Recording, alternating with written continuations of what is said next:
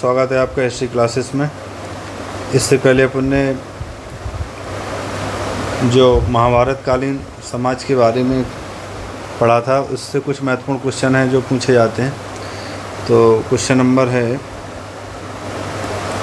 10th मैंने और लिखा है, आप कैसे कह सकते हैं कि प्राचीन काल में चांडालों की स्थिति काफ़ी दयनीय थी। तो मनुस्मृति से प्राप्त विवरण से पता चलता है कि चांडालों की स्थिति काफ़ी दयनीय थी। प्राप्त विवरण से पता चलता है कि उन्हें गांव के बाहर रहना होता था। वे फेंके हुए बर्तन का इस्तेमाल करते थे, मरे हुए लोगों के वस्त्र तथा लोहे के आभूषण पहनते थे। रात्रि में वे गांव और नगरों में चल नहीं सकते थे। उन्हें समाज में चांडालों का स्पर्श, यहाँ तक कि उन्हें देखना भी अपवित्र मानते थे। ऊपर विवरण से स्पर्श में चांडालों की सामाजिक स्थिति काफ़ी दयनीय थी। एक क्वेश्चन और पूछा था, महाभारत एक अश्लील ग्रंथ है, सिद्ध कीजिए। यह सही कि महाभारत एक अश्लील ग्रंथ है। महाभारत का विकास संस्कृत पाठ के साथ ही समाप्त नहीं हुआ। शताब्दियों से इस महाकाव्य में अनेक पाठांतर भिन्न भिन्न भाषाओं में लिखे गए। मतलब जो संस्कृत में जो लिखा हुआ था महाभारत, वो सिर्फ संस्कृत भाषा तक सीमित नहीं रहा, बल्कि भारत की और अन्य क्षेत्रीय जो भाषाएं थी उनमें भी उनको रूपांतरण किया गया, अन्य भाषाओं में लिखा गया। दक्षिण की तमिल भाषाओं में भी आगे चल के इनकी व्याख्याएँ की गई। ये सब उस संवाद को दर्शाते हैं जो उनके लेखकों, अन्य लोगों, समुदायों के बीच कायम हो गए। अनेक कहानियाँ जिनका उद्भव एक क्षेत्र विशेष में हुआ, जिनका खास लोगों के बीच प्रसार हुआ, यही उसकी महाभारत की गतिशीलता को सिद्ध करता है। नेक्स्ट क्वेश्चन है कि द्रोण, हिडम्बा और मातंग की कथाओं से धर्म के मापदंडों की तुलना कीजिए और उनके अंतर को स्पष्ट कीजिए। तो एकलव्य,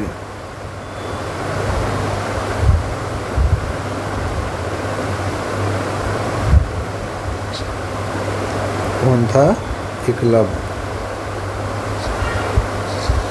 एकलव्य और द्रोण की कथा आपको मालूम चाहिए कि एकलव्य एक बहलीय समाज से आता था, और जब वो गुरु द्रोणाचार्य के पास जाता है कि मुझे भी धनुर्धर की विद्या चाहिए, और उस समय जो सामाजिक बंधन थे, जो कि धर्म सूत्रशास्त्रों के तहत आचार विचार करना पड़ता था, तो जो क्षत्रिय होगा वही शस्त्र की शिक्षा ले सकता था, और एकलव्य के साथ ऐसा नहीं था। तो द्रोणाचार्य से मना कर देते हैं। तो ये कहानी से आप परिचित हैं। बाद में वो बहुत बड़ा धनुर्धर बनता है, उसका फिर बाद में द्रोणाचार्य उससे अंगूठा मांगते हैं अपने। और दूसरा है हिडम्बा और भीम की कथा। तो ये भी क्योंकि उस समय की जो सामाजिक बंधन विवाह व्यवस्था उसको प्रदर्शित करता है कि ऊंची और निम्न जाति में विवाह वर्जित थे, पर फिर भी इस तरह की घटनाएं होती हैं भीम, और इससे एक पुत्र प्राप्त होता है। वो आगे चल के महाभारत में महत्वपूर्ण योगदान है। ऐसी मातंग जो कि चांडाल के पुत्र और दिद्य मांगलिक नामक एक व्यापारी की पुत्री की कथा है, बनारस से संबंधित। जो इससे एक पुत्र जन्म लेता है।